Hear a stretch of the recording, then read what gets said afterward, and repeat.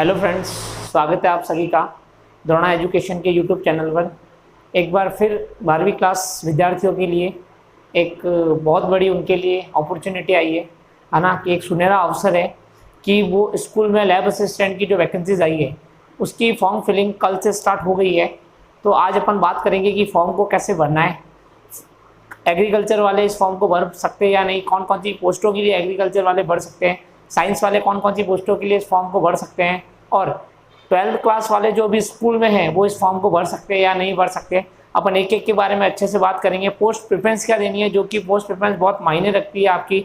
कई बार ऐसा होता है कि हमारी फाइनल जॉब लग जाती है लेकिन पोस्ट प्रेफरेंस अच्छी नहीं देने से है ना हम संतुष्ट नहीं रह पाते है ना, तो हमें पोस्ट प्रेफरेंस बड़ी ध्यान से देनी है, क्योंकि आपकी जो फाइनल सिलेक्शन होगा वो पोस्ट प्रेफरेंस के बाद ही होगा। तो अपन आज बात करेंगे कि आपको पोस्ट प्रेफरेंस क्या देनी है, क्या लेवल है इसका, मतलब L5 और L8 के लिए कितनी सैलरी मिलेगी आपको, उस पूरे के बारे में बात करेंगे लैब असिस्टेंट के फॉर्म के बारे में। तो देखो, बात करते हैं लैब असिस्टेंट के फॉर्म के बारे में। तो ये 7 पदों के लिए आई है, प्रयोगशाला 7 पदों के लिए आई हुई है। प्रयोगशाला सहायक विज्ञान, प्रयोगशाला सहायक विज्ञान, प्रयोगशाला सहायक विज्ञान। माध्यमिक शिक्षा विभाग के लिए आई है, कृषि विभाग के लिए आई है, कॉलेज शिक्षा आयुक्तालय के लिए आई है, और कनिष्ठ प्रयोगशाला, इसके लिए मैं आपको स्टार लगा देता हूँ, बाद में बताऊंगा कि मैंने स्टार क्यों लगाया है, ठीक है। और आई है प्रयोगशाला सहायक भूगोल के लिए और प्रयोगशाला सहायक जैव विभाग के लिए। ये पद कोड दिए हुए यहाँ पे कुछ 1 2 3 4 5 6 से 7 पद कोड दिए हुए। अपन समझने की कोशिश करते हैं। प्रयोगशाला माध्यमिक शिक्षा के लिए जो वैकेंसीज आई है ना, नॉन टीएसपी के लिए, जो नॉन टीएसपी के लिए वैकेंसीज आई है वो आई है 218 नॉन टीएसपी के लिए, और जो टीएसपी के लिए आई है वो 243। कई बच्चे ऐसे पूछ रहे थे कि सर नॉन टीएसपी के लिए ज़्यादा आई है, तो ऐसा है कि जहाँ पर पद ज़्यादा खाली थे वहाँ पर वैकेंसी ज़्यादा ही आएगी। जो लैब असिस्टेंट की पोस्ट है उनके लिए स्कूलों में या फिर अनुसूचित क्षेत्रों के अंदर लैब असिस्टेंट की पोस्टें बहुत सारी खाली थी, इसलिए लैब टीएसपी के क्षेत्र में बहुत ज़्यादा वैकेंसी है, तो टीएसपी क्षेत्रों के लिए एक सुनहरा अवसर है, ठीक है। फिर कृषि विभाग में 15 पोस्टें आई है प्रयोगशाला सहायक के लिए। फिर कॉलेज शिक्षा आयुक्तालय में 282। यहाँ पर देखो, कॉलेज शिक्षा आयुक्तालय में बहुत ज़्यादा पोस्ट है नॉन टीएसपी के लिए, 282 पोस्ट आई है। फिर आप देखोगे प्रयोगशाला सहायक विज्ञान में 14 पोस्टें हैं। कनिष्ठ प्रयोगशाला में आपकी राज्य विधि प्रयोगशाला में 48 पोस्ट है। एक टोटल पोस्ट है 735 और 277 मिला के 1012 पोस्ट आई है। तो ये तो था पद कोड इन पोस्टों के लिए। अब अपन बात करते हैं कि पात्रता क्या क्या रखी गई है। तो पहली चीज तो मैं पात्रता की मोटी मोटी बात कर लूँ तो इसमें 12वीं पास स्टूडेंट होना चाहिए। जो स्टूडेंट 12वीं पास है या फिर अभी 12वीं के अंदर है वो भी भर सकता है, लेकिन जून में जब इसका एग्जाम है तो जो स्टूडेंट अभी 12वीं में है उसका जून तक परिणाम आ जाना चाहिए, ये इन्होंने कंडीशन रखी है ना। तो जो स्टूडेंट 18 वर्ष का हो चुका है ना, और जो अभी 12वीं में एग्जाम दिया, लगभग चांस है कि जून तक आपका रिजल्ट आ ही जाएगा 12वीं बोर्ड का, तो आप ये फॉर्म फिल कर सकते हो जिसकी उम्र 18 वर्ष हो चुकी है, या फिर जिसकी उम्र 1 जनवरी 2023 को भी 18 वर्ष हो जाएगी वो भी इस फॉर्म को फिलअप कर सकता है। आगे अपन बात करेंगे पूरी 12th क्लास इसकी रखी गई है, एजुकेशन क्वालिफिकेशन। अब मैं बात करूं अगर पद कोड 1 के लिए, जो पद कोड 1 है ना, ये देखो यहाँ पर लिखा हुआ है पद कोड 1 प्रयोगशाला सहायक विज्ञान। तो जो पद कोड 1 है वो माध्यमिक शिक्षा विभाग में बसते हैं। माध्यमिक शिक्षा विभाग का मतलब होता है जो 12वीं तक की स्कूल है, उस 12वीं तक के स्कूलों में जो लैब असिस्टेंट होते हैं है ना, उसको पद कोड 1 दिया है। अब पद कोड 1 के लिए उन्होंने क्या क्या एजुकेशन क्वालिफिकेशन रखी है, तो देखते हैं उन्होंने क्या क्या होना चाहिए। तो यहाँ पर आपके कॉलेज जो है, कॉलेज की शिक्षा से कोई यहाँ पर महत्व नहीं है। 12वीं के अंदर आपके विषय होना चाहिए, भले ही आपने 11-12 साइंस से करी है लेकिन कॉलेज जो है वो आपने बीए करा है तो कोई मायने नहीं रखता, आपकी साइंस होनी चाहिए। 12th के जो सब्जेक्ट है उस पर ये पूरी वैकेंसीज है। तो अपन बात करते हैं यहाँ पर सूक्ष्म जीव विज्ञान, जैव प्रौद्योगिकी, जैव रसायन विज्ञान। देखो, नॉर्मली बात करें तो सूक्ष्म जीव विज्ञान, जैव प्रौद्योगिकी विज्ञान और जैव रसायन विज्ञान राजस्थान में बहुत ही कम जगह ये सब्जेक्ट अवेलेबल होते हैं, लेकिन normally PCM physics chemistry maths और फिजिक्स केमिस्ट्री बायो ये सब्जेक्ट लगभग सबके पास होते हैं। और 12वीं में ये सब्जेक्ट जिनके पास है वो पेपर कोड 1 के लिए, पेपर कोड 1 का मतलब है प्रयोगशाला सहायक विज्ञान, माध्यमिक शिक्षा विभाग के लिए क्या कर सकते हैं, फॉर्म भर सकते हैं, ठीक है। तो उसके लिए क्या क्या होनी चाहिए, भौतिक विज्ञान होनी चाहिए, रसायन विज्ञान होनी चाहिए, जीव विज्ञान होनी चाहिए, गणित होनी चाहिए, ये सब भर सकते हैं। दूसरा इन्होंने लिखा है देवनागरी का, मतलब हिंदी का आपको क्या होना चाहिए, ज्ञान होना चाहिए, जो सभी को होता ही है। फिर उन्होंने लिखा है पेपर कोड 2 से 5। अब उन्होंने पेपर कोड 2 से 5 के लिए लिखा है, तो पेपर कोड 2 से 5 देखो, पेपर कोड 2 से 5 क्या क्या है मैं आपको बताता हूँ। यहाँ पर ये पेपर कोड 2 से 5 के लिए, ये जिनके पास सभी साइंस के विषय वो सभी इसको भर सकते हैं, है ना। जिसके पास फिजिक्स केमिस्ट्री मैथ्स है ना, यहाँ पर लिखा है सीनियर सेकेंडरी या समतुल्य परीक्षा, इसका मतलब जिनके पास फिजिक्स केमिस्ट्री मैथ्स एग्रीकल्चर, याद रखना जो एग्रीकल्चर वाले स्टूडेंट है वो पहला वाला पद है जो प्रयोगशाला सहायक विज्ञान वाला, उस वाली वैकेंसी को नहीं भर सकते हैं। बाकी 2, 3, 4, 5 वाले को एग्रीकल्चर वाले भी भर सकते हैं।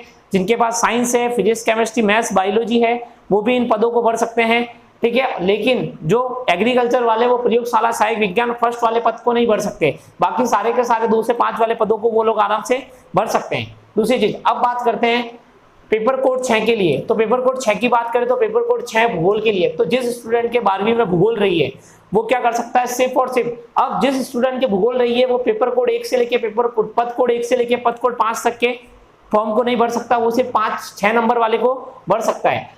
और जिस स्टूडेंट के है ना 12वीं में गृह विज्ञान सब्जेक्ट रहा है वो सिर्फ 6 को भर सकता है। अब बच्चों के मन में डाउट आ रहा होगा कि सर पेपर कोड 1 से लेके पेपर कोड 5 के बीच में क्या हमें अलग अलग फॉर्म भरने हैं? नहीं, आपको अलग अलग फॉर्म नहीं भरने हैं, आपको वहां पर प्रेफरेंस बननी है ना। और प्रेफरेंस बहुत सोच समझ कर बननी है। एक यहाँ पर सारी लेवल 8 की पोस्ट है। सिर्फ अगर ये वाली पोस्ट की बात करें पद कोड 5 की तो ये लेवल 5 की पोस्ट है। अपन बात करेंगे लेवल 5 और लेवल 8 में क्या फर्क है। लेवल 8 में सैलरी ज्यादा मिलती है, लेवल 5 में जो सैलरी वो कम मिलती है। तो जितने भी साइंस के स्टूडेंट है उनको लेवल 5 को लास्ट प्रेफरेंस ही देना है, ताकि आपकी जॉब लग भी जाए तो आपको अगर आपने लेवल 5 को पहले प्रेफरेंस दे दिया तो फिर आपकी जॉब जितने भी नंबर होंगे आपको पहले लेवल 5 की जॉब लगेगी, तो आपके टॉप करने के बाद भी आपको जो सैलरी है वो बहुत कम मिलेगी। तो आप लेवल 1 से लेवल 5 में कहाँ जॉब कर सकते हो, माध्यमिक शिक्षा विभाग मतलब स्कूल के अंदर कृषि विभाग है ना, जो भी कृषि से रिलेटेड कॉलेज होते हैं उनमें जॉब लगेगी आपकी, वहां पर लैब असिस्टेंट बनोगे आप। कॉलेज शिक्षा आयुक्तालय मतलब जितने भी कॉलेज है ना, गवर्नमेंट कॉलेज है, गवर्नमेंट कॉलेज में लैब असिस्टेंट। राज्य विधि प्रयोगशाला जितनी भी फॉरेंसिक लैबें होती है ना गवर्नमेंट की, जहां पर कोई आपराधिक फॉरेंसिक लैब से रिलेटेड काम होते हैं वहां पर आपकी लगेगी। फिर राज्य विधि प्रयोगशाला, ये राज्य विधि प्रयोगशाला जो राज्य की विधि प्रयोगशाला होती है उनमें जॉब लगेगी। प्रयोगशाला सहायक ये भी कॉलेज के लिए और ये भी कॉलेज के लिए। मैंने आपको पेपर कोड के बारे में बता दिया है। जो भूगोल के लिए कोड चाहिए उनके लिए भूगोल विषय होना चाहिए और पद कोड 7 के लिए आपके गृह विज्ञान होना चाहिए। फिर मैं आपको बता देता हूं कि जो स्टूडेंट साइंस के है ना वो पेपर कोड 1 से लेके पेपर कोड 5 सभी को भर सकते हैं, लेकिन जो एग्रीकल्चर वाले हैं वो पेपर कोड 1 पद कोड 1 को छोड़कर बाकी सभी के लिए वो भी फॉर्म भर सकते हैं। सिर्फ 6 और 7 में भूगोल की कंडीशन है। इसका मतलब ये कि जो एग्रीकल्चर वाले स्टूडेंट है वो 2 से लेके 5 पेपर कोड पद कोड तक सभी फॉर्म भर सकते हैं। और साइंस वाले पेपर कोड 1 से लेके पेपर कोड 5 तक है ना, जिसके फिजिक्स, केमिस्ट्री, मैथ्स, बायोलॉजी रही है वो सभी को आराम से फिलअप कर सकते हैं। ठीक है, अब अपन बात करते हैं कि आपको पोस्ट प्रेफरेंस क्या देनी है। ठीक है, इसके बारे में बात कर लेते हैं थोड़ी सी। देखना, पहले मैं आयु सीमा की बात कर लेता हूं कि इसके लिए जो आयु सीमा रखी गई है वो 18 वर्ष से 40 वर्ष रखी गई है। लेकिन अभी फॉर्म भरते समय अगर कोई स्टूडेंट 18 वर्ष का नहीं हुआ है, लेकिन 1 जनवरी 2023 तक अगर वो 18 वर्ष का हो जाए तो वो भी इस फॉर्म को फिलअप कर सकता है। गवर्नमेंट ने ये वैकेंसी 3 वर्ष बाद निकाली है, तो गवर्नमेंट ने जनरल वालों को 3 वर्ष की छूट दी है। कहने का मतलब जो व्यक्ति अभी 43 साल का है या 43 वर्ष का है वो भी इस फॉर्म को क्या कर सकता है, फिलअप कर सकता है। उसको छूट दी गई है 3 वर्ष की। बाकी एसटी, एससी, ओबीसी की जो गवर्नमेंट के अनुरूप है ना जो छूट है वो सारी छूट अवेलेबल इसमें है। बात करते हैं आगे पाठ्यक्रम की। तो पाठ्यक्रम क्या रहने वाला है इसका, तो बात करते हैं कि इसमें पार्ट ए और पार्ट बी दो भी होने वाले, एक पार्ट ए होने वाला है, एक पार्ट बी होने वाला है। जो पार्ट ए है उसमें सामान्य ज्ञान आने वाला है। सामान्य ज्ञान के अंदर राजस्थान का इतिहास, कला, साहित्य, विरासत एवं राजस्थान का भूगोल आने वाला है, जो 100 अंक का होने वाला है और 100 क्वेश्चन होने वाले हैं।